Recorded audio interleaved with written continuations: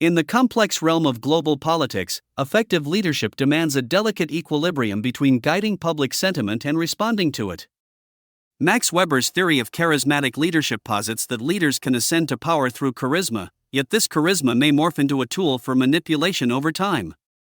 Echoing the sentiments of Lord Acton, who famously proclaimed, "Power tends to corrupt, and absolute power corrupts absolutely," it becomes evident that the consolidation of power in the hands of leaders carries inherent risks. This dynamic is starkly illustrated in the ongoing Israeli-Palestinian conflict, where Israel's control over media narratives and public discourse plays a pivotal role in shaping global perceptions.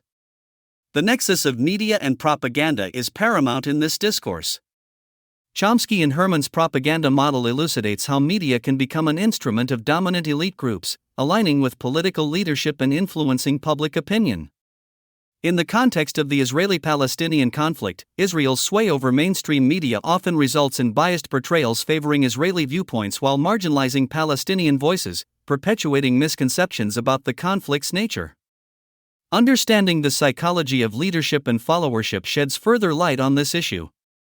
The theory of the authoritarian personality posits that certain individuals are predisposed to submission to authoritative figures, thus facilitating manipulation. In Israel's case, the government's authoritarian stance reinforces a narrative portraying Palestinians as national security threats, justifying aggressive policies and actions. This narrative resonates with segments of the population inclined to defer to authority, perpetuating support for oppressive measures against Palestinians. Historical and contemporary examples underscore these dynamics. Israel's historical occupation of Palestinian territories and its systematic suppression of Palestinian rights exemplify efforts to stifle free thought and dissent. Through censorship, propaganda, and disinformation campaigns, the Israeli government manipulates public opinion, exacerbating the conflict and perpetuating misconceptions about its root causes and dynamics.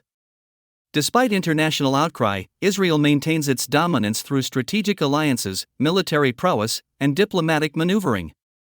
Critics, however, contend that while some leaders may manipulate public opinion, exceptions exist. Figures like Nelson Mandela and Angela Merkel championed free speech and critical thinking, challenging the notion of universal manipulation.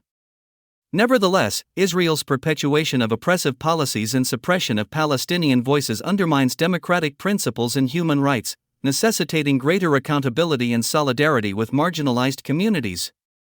In conclusion, while evidence suggests that some leaders may exploit public sentiment for personal gain, it's imperative to acknowledge the diversity of leadership styles and intentions.